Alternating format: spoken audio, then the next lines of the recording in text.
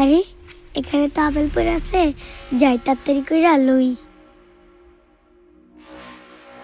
কি রে, ওই আমার আপেল চুরি করে লয়ে যেতেছে। ওই পিচ্ছি দাদা, কই যাস আমার আপেল লইয়া?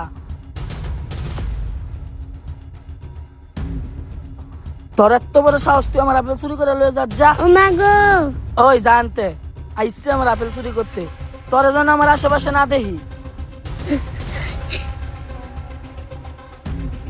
যাই তাড়াতাড়ি করে খেয়ে নেই, এলাকায় সুরসার সর্দা বইরা গেছে, খাবার দাবার কিচ্ছু মানে না, সবকিছু চুরি করে লয়ে যায়। আরে মেয়েটা যদি চুরি হইতো তাহলে আপেল না নিয়ে এই টাকাগুলো নিয়েই পালাইতো। মনে হয় মেয়েটার আপেল খাইতে খুব ইচ্ছা করছে। আমি মেয়েটার তো আপেল কেড়ে নিয়ে খুবই অন্যায় করছি, আবার মেয়েটাকে একটা ধাক্কাও দিছি। যাই মেয়েটাকে গিয়ে আপেলটা দিয়ে দেই। এই আপু, তোমার কি আপেল খাইতে খুব ইচ্ছা করতেছে? ভাইয়া, আমাদের মতো গরিবদের আপেল খাইতে ইচ্ছা করলেই বাকি, আঙ্গ মতো গরিব ঘর আপেল কিনা খাওয়ার টাকা নাই। কেন খাইতে পারবা না? তোমার আব্বু কি তোমার আপেল কিনা দেয় না? ভাইয়া, আমার যদি আব্বু ইচ্ছাই থাকতো তাহলে তো আমি আপনার কাছ থেকে আপেল চুরি করে খাইতাম না। কি বলো, তোমার আব্বু নাই? তাহলে তুমি কার কাছে থাকো? আমি আমার চাচার কাছে থাকি। কেন, তোমার চাচা কি বাসায় আপেল আনে না? ভাইয়া, আমার চাচা আপেল আনে, কিন্তু সেগুলো আমার চাচাতো ভাই আর চাচাতো বোনকে খেতে দেয়, আমার একটা আপেলও খাইতে দেয় না। কি বলো, তোমাকে একটাও খাইতে দেয় না? আচ্ছা আপু, বলো তো তুমি সকালে আজকে কি দিয়ে খাইছো? কি দিয়ে আর খাবো ভাইয়া, আমারে তো সকালে খাইতেই দেয় নাই। কি বলো, তোমার সকালবেলা খাইতে দেয় না? ভাইয়া, আমারে সকালে খাইতে দেয় না।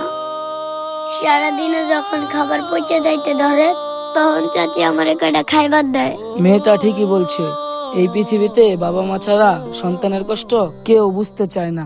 আচ্ছা আফু, চলো আমার সাথে। আফু, তুমি এখানে বসো। মেয়েটা তো সকালে কিছু খায় নাই, মেয়েটার মনে হয় ক্ষুধায় অনেক কষ্ট হইতাছে। মেয়েটাকে তাড়াতাড়ি করে কয়টা খাওয়াই দিই। নেও আপু, পেটটা ভরে কয়টা খাও। কতদিন পরে আমার এভাবে কেউ খাওয়াই দিল। নেও আপু, খাও।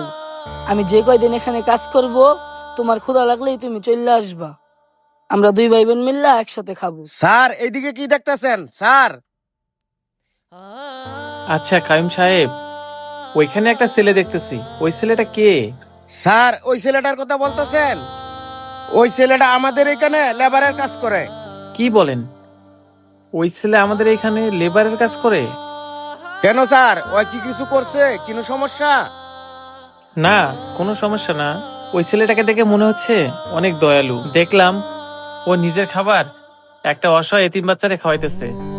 হ্যাঁ স্যার, ওর মধ্যে অনেক সততা, ওই কাজেও কোনো ফাঁকি দেয় না।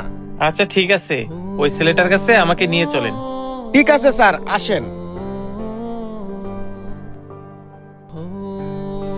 স্যার আসেন আসেন স্যার। স্যার আসসালামু আলাইকুম। ওয়ালাইকুম আসসালাম। স্যার, আমি কিছু করছি? কোনো সমস্যা? আরে না না, কোনো সমস্যা না। আমি অনেকক্ষণ ধইরা তোমাকে নোটিস করতেছি, তুমি দেখি তোমার খাবারটা ভাগ করে এই অসহায় এতিম বাচ্চাটা খাওয়াইতেছো। স্যার, মেয়েটার কথা শুনে আমার অনেক মায়া লাগলো।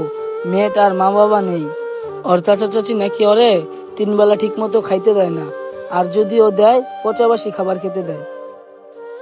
কাইম সাহেব, আমি ওকে দেখে সত্যি অনেক মুগ্ধ। আমি ওকে পুরস্কৃত করতে চাই। কি বলেন স্যার? ওর একটু ভাত খাওয়া হয়েছে দেখিয়া ইয়াতে ওরে পুরস্কৃত করার কি আছে? আরে কাইম সাহেব, পুরস্কৃত করার কি আছে মানে? আপনি জানেন আমাদের মতো অনেক বড় লোকই আছে, এরকম অসহায় গরিব বাচ্চা দেখলে এড়িয়ে চলে, কেউ এরকম সাহায্য করে না। নিজের মুখের খাবার দেওয়া তো দূরের কথা, 1 টাকা দিয়ে সাহায্যও করতে চায় না। ও সামান্য একটা লেবার হয়ে ওর মুখের খাবারটা এই বাচ্চাটাকে ভাগ করে খাওয়াইতেছে, এতে আমি ওকে পুরস্কৃত করব না? এটা আপনি কি বললেন? স্যার, আমি আপনার মতো করে ভেবে দেখি নাই। সত্যি স্যার, ও যে কাজটা করছে এই জন্য ওরা পুরস্কৃত করা উচিত। হ্যাঁ কাইম সাহেব।